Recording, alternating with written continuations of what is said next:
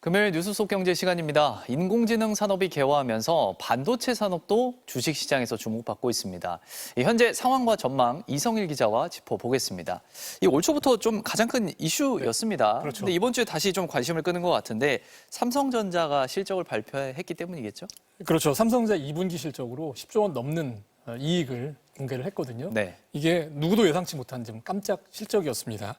만들어도 팔리지 않았던 창고 안의 반도체 재고가 팔리면서 그동안 충당금으로 쌓았던 돈을 이익으로 돌린 이 장부상의 이익이 기여한 건 또 사실인데요. 하지만 전통 D램의 과잉 공급이 해소되고 메모리 가격이 오르고 있다. 이런 시장 상황의 반전도 분명합니다. 네. 인공지능 메모리 반도체 개발에 뒤처졌던 충격에서 벗어나서 당장은 이제 HBM 기술 수준을 따라잡는 과제만 남았다. 이런 평가가 나올 만한 상황입니다. 또 다른 기업이죠. SK 하이닉스에 대한 기대는 더 크다고요? 그렇죠. 이달 말에 2분기 실적 발표가 예정이 되어 있는데 이때 사상 최대 실적 내놓을 것이라는 전망이 지배적입니다. 네. 자, 인공지능 열풍에 잘 올라탄 회사 올해 주가가 상반기만 해도 50% 넘게 지금 올랐습니다. 네. 이제 수요에 맞춰서 HBM 생산량 충분히 늘릴 수 있느냐? 지금 독주나 다름없는 시장에 경쟁자인 삼성전자가 언제쯤 들어올까? 뭐 이런 관심, 이게 걱정인 걸 보면 기업의 분위기 좀 짐작할 수 있을 것 같습니다. 이 인공지능 열풍을 이끌어간 엔비디아는 좀 논외로 우리가 네, 제외를 네. 좀 하고요.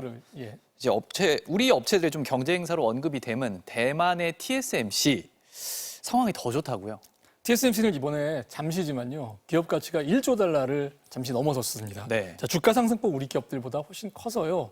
이제는 삼성전자의 한 2.5배 수준까지 지금 올라간 상황이거든요. 네. 자, 이런 차이는 우리 기업들이 만드는 고성능 메모리, 이거는 인공지능 칩 생산비에서 차지하는 비중이 5에서 많아봐야 10% 수준이지만요. TSMC가 만드는 인공지능 두뇌에 해당하는 이 프로세서의 비중은 40%를 넘어섰기 때문입니다. 네. 이 칩을 설계하고 또 개발 도구, 생태계를 만들어서 매출의 70-80%까지 이익으로 가져가는 뭐 엔비디아만큼은 아니지만 인공지능 산업에서 꽤 큰 몫을 가져가는 회사라는 점은 분명해 보이거든요. 네. 자, 엔비디아 대표 젠슨 황이 이 대만계라는 사실과 맞물려서 대만이 지금 인공지능 반도체 생산의 중심이 되고 있다라는 그런 예상치 못한 효과도 지금 이거 거들고 있고요.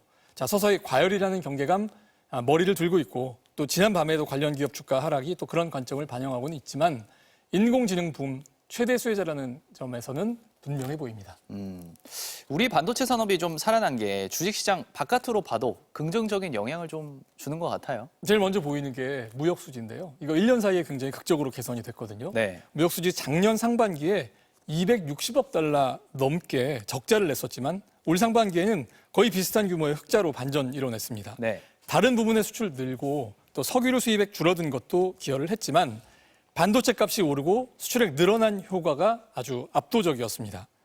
또 작년 올해까지 2년 연속 20조 원 넘게 줄어들었던 법인세도 내년에 지금 회복을 전망하고 있거든요. 네. 많을 때 10조 원까지 내던 삼성전자, 하이닉스 두 회사가 올해 흑자 전환한 효과를 기대를 지금 하고 있는 겁니다. 자, 우리 경제 전반으로 보면 아직 경기가 살아났다 이렇게 평가하기는 좀 이르지만 여러 면에서 반전의 계기를 만든 거 아니냐 이런 기대를 하기에는 충분해 보입니다.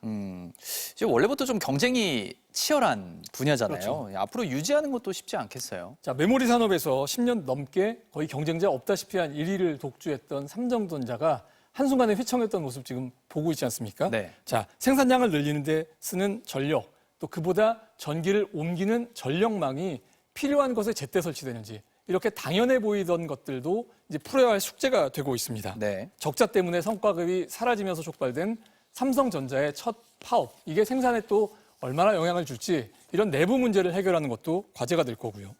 소수 회사가 과점하던 이 반도체 시장 이제 춘추전국 같은 경쟁적 분위기로 바뀌고 있는데 제조 강대국을 자처하는 국가들은 모두 다 지금 뛰어드는 모양새입니다.